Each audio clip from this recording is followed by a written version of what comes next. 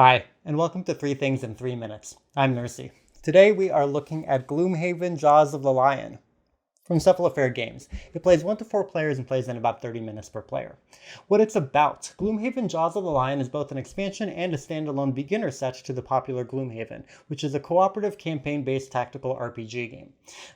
So each round, players will secretly pick 2 cards from their hand, which determine their turn order and the actions they can take. The players will work to complete each mission in a branching, combat-focused campaign before everyone in the party dies or runs out of cards. And then you head to town to have some random events and upgrade your character. Jaws of the Lion adds to this formula with a tutorial mode, some 4 new classes, and some new monsters, and it trims some of the interlude mechanics. But most significantly, it replaces the map tiles with a storybook. So what I like: the most significant change to Gloomhaven is the use of a scenario book or 2 instead of the map tiles. Now, while this isn't a new idea, the book does have all the scenario rules and setup icons on it without resorting to overlay tokens, and the art on the maps can now be much more variable.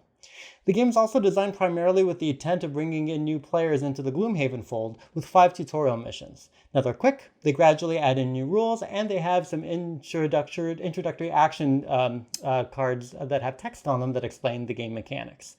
And the game does also serve as an expansion. It adds some new variations to the formula, including some characters that have abilities and strategies that are quite a bit different from those in the original, so it gives veteran players something new to try and add to their base game. Points to consider.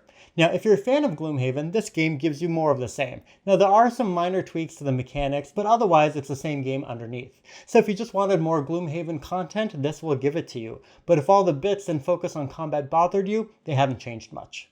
Also, as great as the tutorial missions are for easing in new players, if you're not one, you may find them to be a bit simplistic, down to the fact that a card might explain that move 3 means you can move up to 3 hexes away.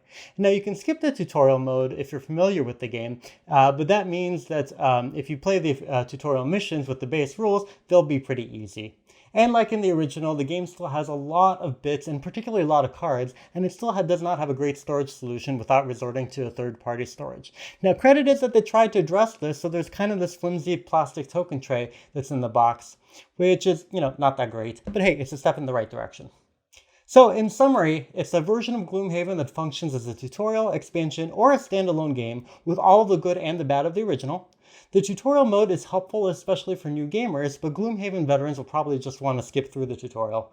And the use of the scenario book of maps is a great addition, even if the game still hasn't found a way to manage the organization of the rest of its components. Thanks so much for watching. Please make sure you like and share this video and subscribe to the channel.